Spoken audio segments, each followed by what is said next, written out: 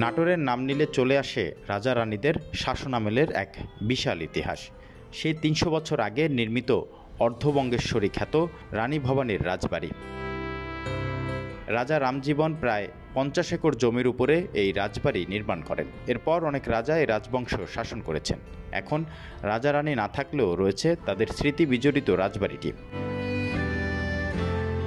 যুগ যুগ ধরে অযত্নে হারিয়ে যেতে বসেছে তার স্থাপত্যশৈলী ও সৌন্দর্য। রাজবাড়িটি প্রত্নতত্ত্ব অধিদপ্তর দায়িত্ব নিলেও তেমন কোনো বড় সংস্কারের মুখ দেখেনি এই নিদর্শনটি। ফলে সংস্কারের অভাবে দিনে দিনে নষ্ট হচ্ছে বিভিন্ন ভবনের অবকাঠামো ও স্থাপত্য শিল্প। এখানে এসে আমরা অনেক কিছু দেখছি, রাজবাড়ি, রাজভবন, পুকুর, অনেক কিছু দেখছি, অনেক ভালো। ২০১৮ সালে বড় তরফটি সংস্কার হিসাবে রং করা হয়। তবে ছোট তরফের কিছু ভাঙা কাঠের দরজা জানালা মেরামতের কাজ হলেও এখনও রঙের হাত পড়েনি। তবে বড় তরফের দক্ষিণে বৈঠকখানাটি রং করে কিছুটা সৌন্দর্য বাড়ানো হয়েছে।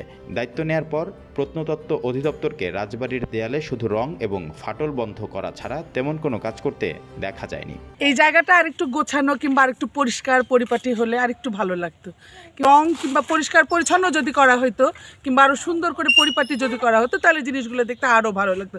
কেননা এটা তো একটা সুন্দর একটা প্লেস, তার কারণে সবাই আসবে, সবাই দেখবে, শুনবে। সরজমিনে গিয়ে দেখা গেছে প্রাচীন এই স্থাপত্য শৈলীর অনেক অংশ প্রাকৃতিক নানা দুর্যোগে নষ্ট হয়েছে, হারিয়েছে তার সৌন্দর্য। বিভিন্ন ভবনের গায়ে নিখুঁত নির্মাণ কৌশল দেখে মুগ্ধ হচ্ছেন দর্শনার্থীরা। তখনকার শিল্পীদের নিখুঁত হাতে প্রসাদের গায়ে আঁকা চমৎকার শিল্পকর্ম আজ জানান দিচ্ছে তাদের কর্মদক্ষতা। দেয়ালে দেয়ালে বিভিন্ন প্রাণীর মূর্তি প্রকাশ পাচ্ছে। কিছু ভবনের উপর থেকে ইট মাটি খসে খসে পড়ছে। অনেক ভবনে ময়লা আবর্জনা স্তূপে পরিণত হয়েছে। ভিতরে যেন মানুষের মলমূত্রের ভাগার জমেছে। অপরদিকে পুকুর পাড়ে শতবর্ষী অনেক গাছ উপড়ে পড়ে থাকতে দেখা গেছে।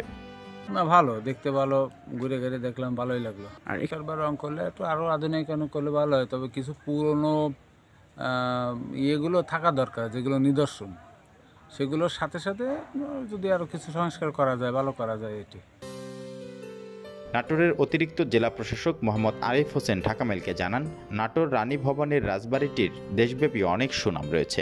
আমাদের একটি বড় পর্যটন স্থান এটি। এখানে প্রতি বছর দেশ বিদেশ থেকে অনেক পর্যটক আসেন। একবারে এত বড় রাজবাড়ি সংস্কার করা সম্ভব নয়। আমরা ধাপে ধাপে ভবনগুলো সংস্কার করছি। জানা যায় ১৭০৬ খ্রিস্টাব্দ থেকে ১৭১০ খ্রিস্টাব্দে রাজা রামজীবন নাটোর রাজবংশের প্রথম রাজা হিসেবে প্রতিষ্ঠা পান। ১৭৩৪ খ্রিস্টাব্দে মৃত্যুর পর তার দত্তক পুত্র রামকান্ত রাজা হন। ১৭৪৮ খ্রিস্টাব্দে রামকান্তের মৃত্যুর পর রানী ভবানীর উপর জমিদারি পরিচালনার দায়িত্ব অর্পণ করা হয়। ১৮০২ সালে রানী ভবানীর মৃত্যুর পর তার দত্তক পুত্র রামকৃষ্ণের দুই পুত্র বিশ্বনাথ ও শিবনাথের মধ্যে জমিদারি ভাগাভাগি হয়। বড় ছেলে শিবনাথ পান বড় তরফ এবং ছোট ছেলে শিবনাথ পায় ছোট তরফ। সেই থেকে তাদের উত্তরাধিকারীরা ছোট তরফ ও বড় তরফ নামে জমিদারি পরিচালনা করেন। এটা রানী ভবানীর হিসাবে পরিচিত। এটা একটা ঐতিহ্যবাহী, আমরা যেটা শুনেছি, আজকে দেখতে আসছি।